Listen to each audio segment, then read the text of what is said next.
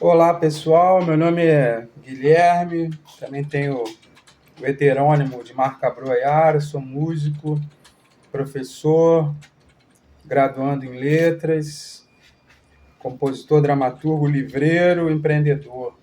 Um abraço aí para o professor Bernardi, parabéns pela excelente iniciativa.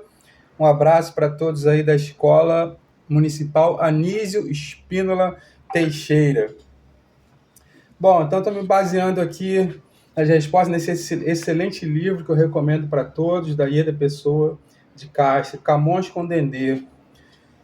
Então, para responder aí essas duas perguntas, em primeiro lugar, a África, ela não é um país, ela é um continente. E mesmo sendo um continente, não é um continente homogêneo. Ele é um continente muito diverso. E a professora Ieda nos lembra aqui que é um continente pluriétnico, ou seja, de várias etnias, multicultural, de várias culturas, plurilingüe, então de inúmeras línguas, milhares de línguas, na verdade. Então, talvez a gente possa fazer uma correspondência com essa diversidade que existe no samba, na cultura do samba, seja derivada desta característica do continente africano.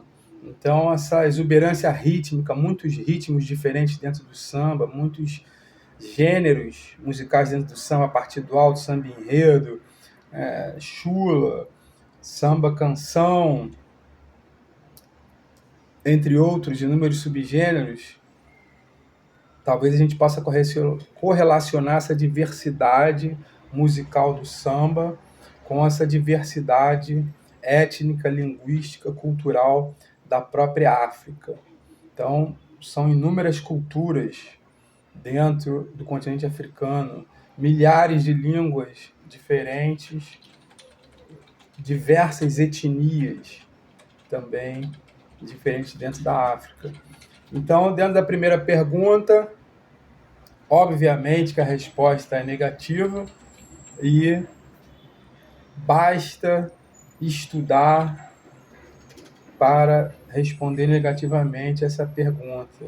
Então, nós temos que responder essas perguntas com estudo, com fatos, com dados, e isso já tem bastante material produzido pela academia, pelos próprios sambistas, que vários deles são escritores, né? Tem uma bibliografia imensa sobre o samba e aspectos culturais do samba, que não há dúvida que está ligado à matriz africana. Também esse livro é muito interessante porque ele advoga a tese de que as línguas africanas tiveram e têm uma influência na formação do português brasileiro.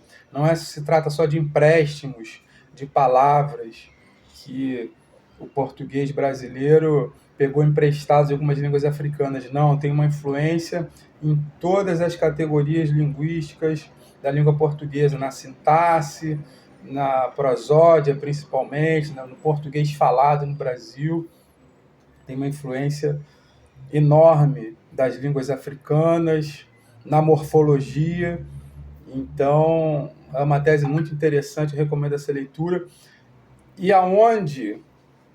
onde essa influência africana no português brasileiro se encontra vivamente presente, sem dúvida nenhuma, é no samba, nas letras do samba, na maneira de se cantar, toda a prosódia do português brasileiro que se realiza no samba cantado, nos diversos tipos de samba cantado, está lá essa influência africana.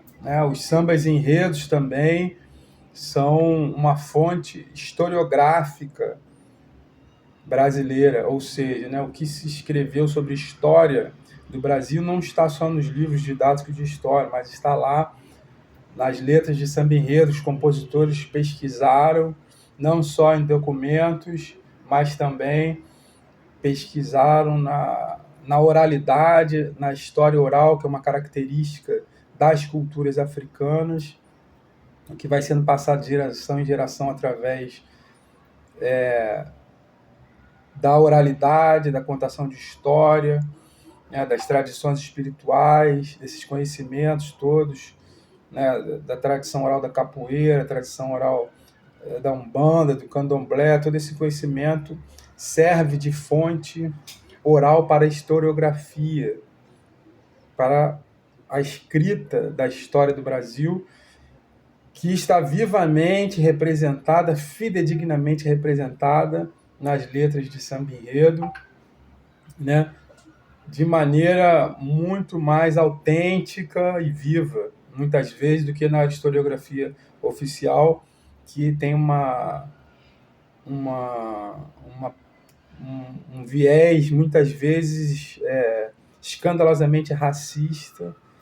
Então, também é uma fonte de pesquisa historiográfica, os samba-enredos. A segunda pergunta é para você, o que o samba ainda tem a dizer?